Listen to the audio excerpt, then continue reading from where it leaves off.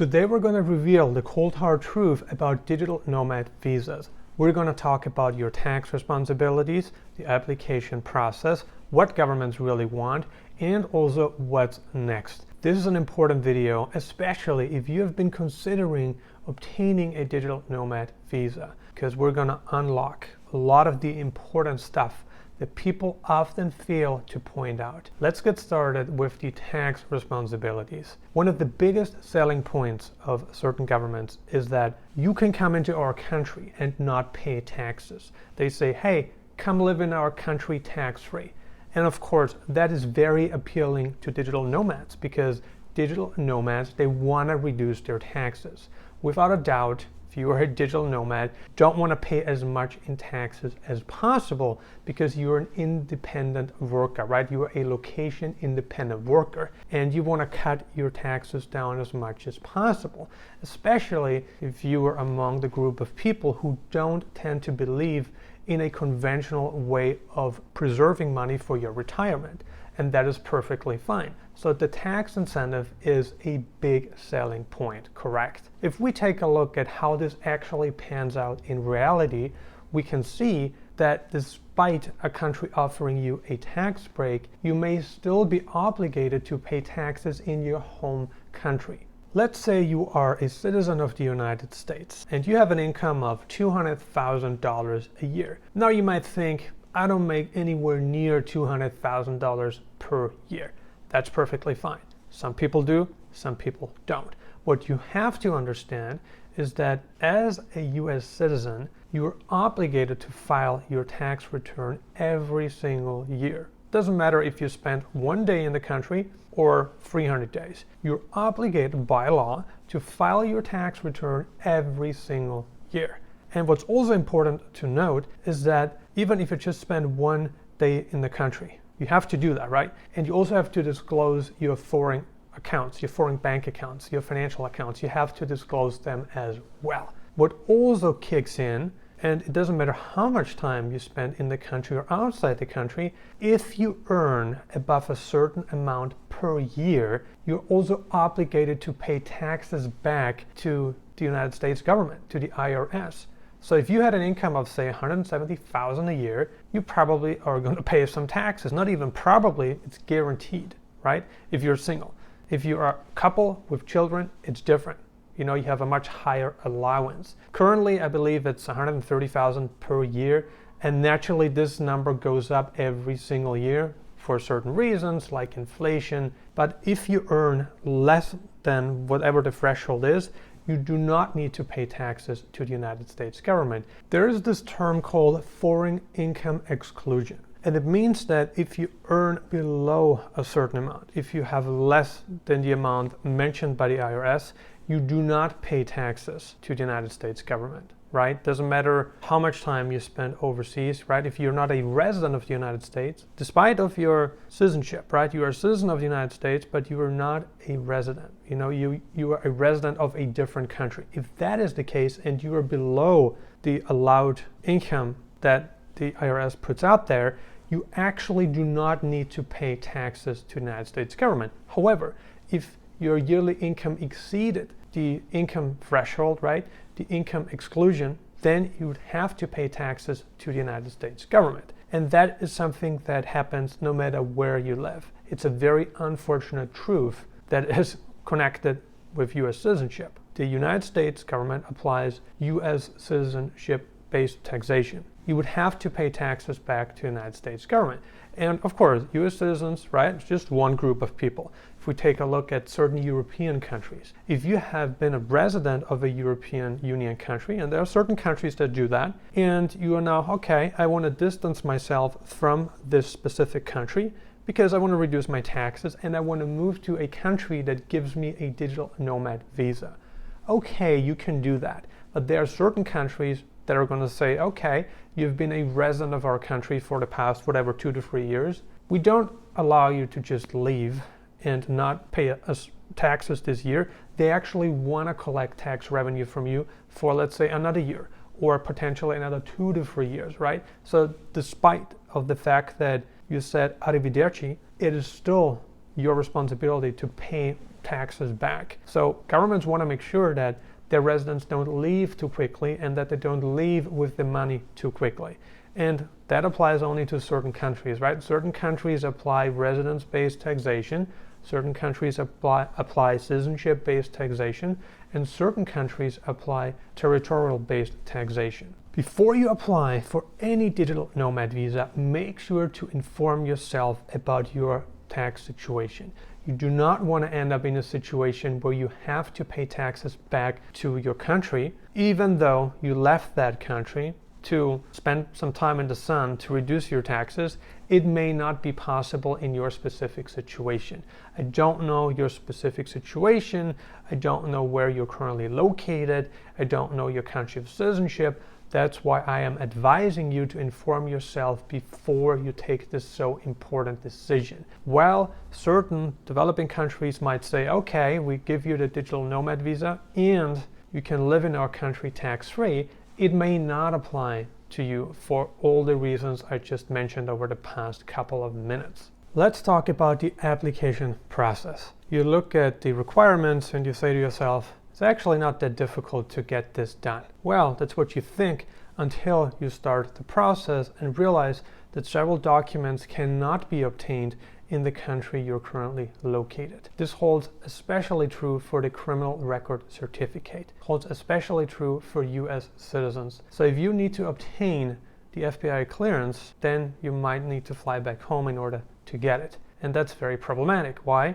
The costs involved, takes a lot of time, and you may not be able to do it for different reasons, maybe work commitments, family commitments, God knows what might stand in between you from going back home. You might be able to do something. I'm not 100% sure if it's possible in the country where you're looking to get the digital nomad visa. You might be able to deal with the local authorities, have them take your fingerprint, issue a certified document that you can send to the FBI so that the FBI can issue the FBI clearance certificate, send it back to you, and you can just hand it over to the local authorities when you apply for the digital nomad visa. Might be possible, might not be possible. It really depends on the country. And this is just one thing. In the event that you are a citizen of a different country, you might be very lucky because certain embassies and consulate actually allow you to apply for the criminal record certificate by just visiting the consulate or embassy. You walk in with your passport, fill out the form, you pay the fees, and that's the end of that. Might be possible, might not be possible. Oftentimes people run into this problem when they're overseas. They make the decision to get a digital nomad visa until they figure out that it's actually much more difficult. You do have to prove income. So they typically ask for your bank statements from whatever, the past 3 months, 6 months, 12 months, really depends on the country. This is typically not very difficult to obtain. Sometimes you can just print it out and attach it, right? Or you can simply upload the scanned version, not a problem. It's usually not very difficult to get. Certain countries require you to have an income of at least $2,000 a month. Certain countries require you to have an income of at least $3,000 a month. It all depends. But this document is usually not very difficult to get, assuming that you have the required funds sitting in your account. What about dependents? Let's say you are married. You want to bring your wife, you want to bring your husband, your children with you to the new country. You'd also need some documents in order to make that happen. Oftentimes, you may need a marriage certificate, you may need birth certificates of your children, and you typically have those documents on you anyway. Maybe sometimes you don't. The problem here might be that the document is not in English, meaning you have to get it translated. In order to get it translated, you need to go to a translator and further costs incur. It's usually not very difficult to do that. I think the most difficult document is the criminal record certificate, because you may need to fly back home in order to get it, unless you're fortunate enough to be from a country where you have the option to do it through the consulate or embassy. The processing time may vary. Some countries might process it much faster than others. Some countries might need 2 to 3 months in order to issue this visa. Some countries might only need 2 weeks. It always depends. It depends on the backlog. It depends on many different factors. It depends on how long you need in order to obtain the required documents. Many factors play a role here. Why do governments offer digital nomad visas? That's a big question. You might think, well, I personally bring much greater spending power with me to the country. As a result of me staying in the country benefits in many different ways. The main reason why governments offer digital nomad visas is, first of all, to create a brand. They want to create a brand. They want to attract certain people, and they want to create a certain image for themselves. Not every country has a digital nomad visa. In fact, some countries don't. Some countries offer it, but it's more difficult for you to obtain it. The end goal is for you to remain in the country for the long term. I know that sounds absurd considering that most digital nomad visas are issued for 6 to 24 months, and sometimes they can be extended. Sometimes they cannot be extended. It depends, right? Some countries offer 12 months with an option to extend for another 12 months. Some countries offer for just 6 months with an option to extend for another 6 months. It all depends. Now the question is, what is the ultimate goal of this specific visa? Why do countries offer it? You might think it's a short-term thing. It's not long-term. No country offers a 10-year digital nomad visa. Governments want you to get a taste of what living in the country is really like. They want you to come in and they pre-qualify people. And how they pre-qualify people is by saying, hey, we want you to have an income of at least $20,000 a year. We want you to have an income of at least $30,000 a year. And they only allow people in that meet this specific income criteria. The people who don't comply, who don't meet the requirements, they won't be let into the country. What they are doing here is they're creating an image. That's what they're doing. And they're also telling you that you can try the country out, see how it works for you. And of course, the biggest selling point is the tax-free stay. That's one of the biggest selling points. Digital nomads, they just spend like 6 months, 12 months, 24 months in a country. They typically don't want to pay taxes. Plus, certain countries, they may still tax you depending on your history. It all depends. But what they want you to later on consider residency and citizenship. I know that sounds kind of twisted because the initial visa doesn't say that. They don't want that. They only want you for a short period of time. However, what they want is a young workforce. They want workers. They want taxpayers. Taxpayers means more money for the government. You're paying into the pot.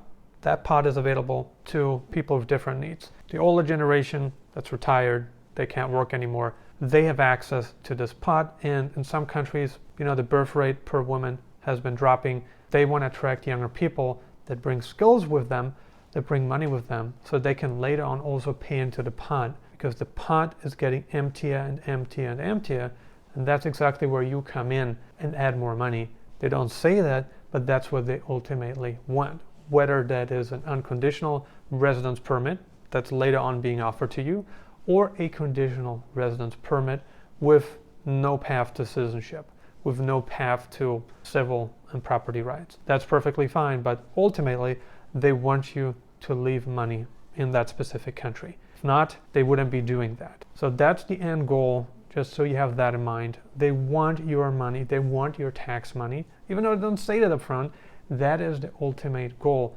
And from what we have learned is that certain countries, they want you to become a permanent resident so that you can pay taxes for as long as possible. Some countries, they just want you to stop by for a couple of years, pay taxes, leave, because you only pay taxes on territorial income. It really all depends. There's more than one way to skin a cat. What's your take on digital nomad visas? Where are you currently located? And are you currently considering a digital nomad visa?